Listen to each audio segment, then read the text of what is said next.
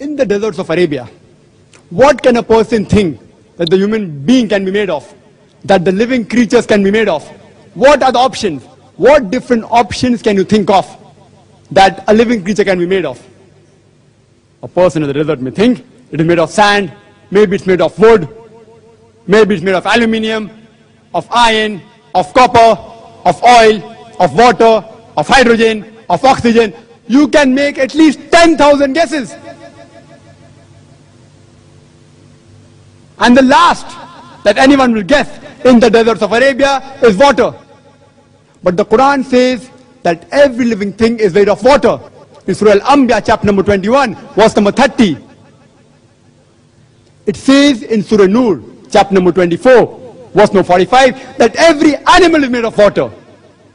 And in Surah Furqan, chapter number 25, verse number 54, every human being is made of water.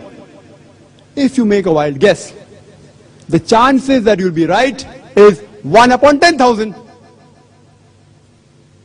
The chances that if anyone makes 3 guesses and all 3 will be right, that the earth is spherical, that the light of the moon is reflected light, and every living thing is made of water, will be 1 upon 30 into 1 upon 2 into 1 upon 10,000. It is 1 upon 60,000. It works out to 0.0017%.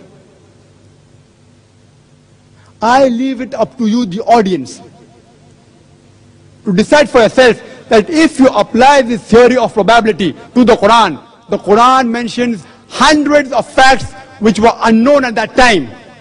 If anyone made a guess, the chances that all the hundreds will be right, it will be somewhere very, very close to 0, and in the theory of probability, it will be 0.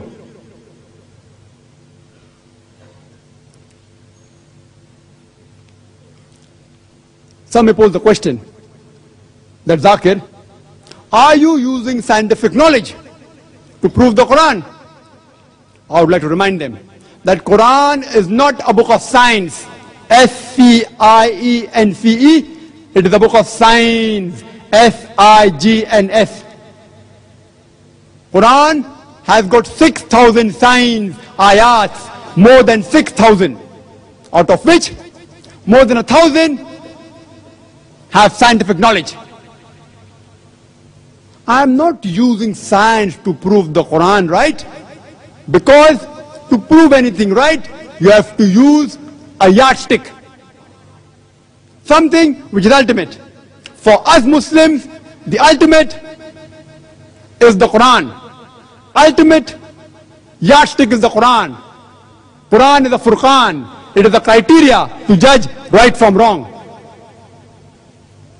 But for that atheist, for an educated man who does not believe in God, for him, science is the ultimate.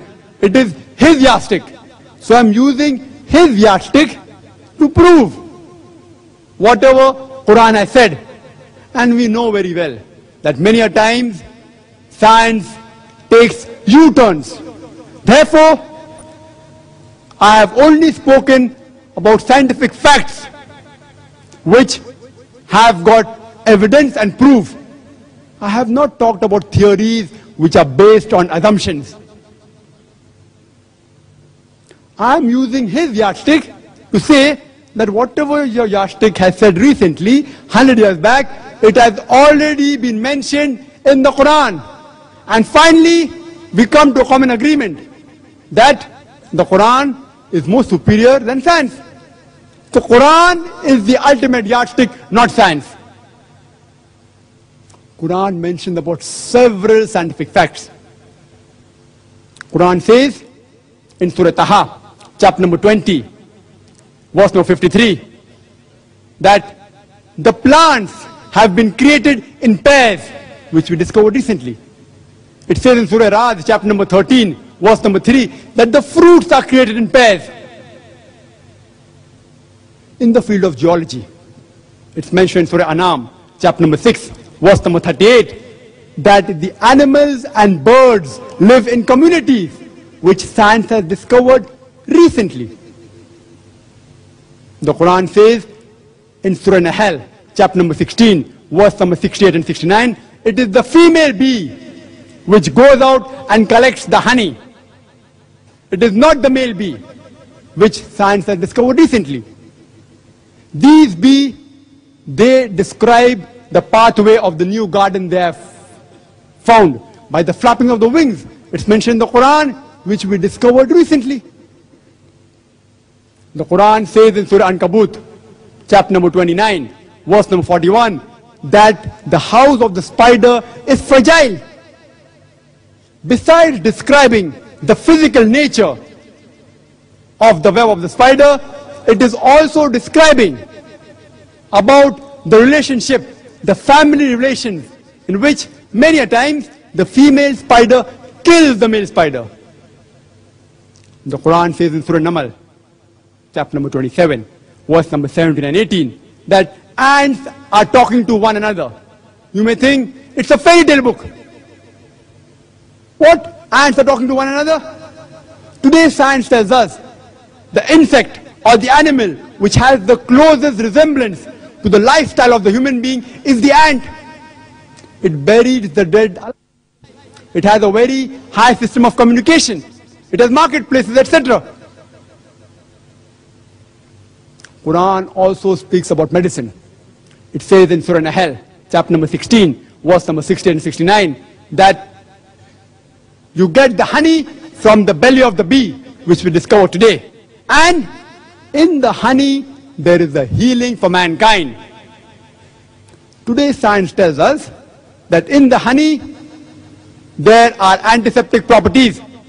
No wonder the Russian soldiers used it to cover their wound, which left very little scar tissue. It is used in the treatment of certain allergies.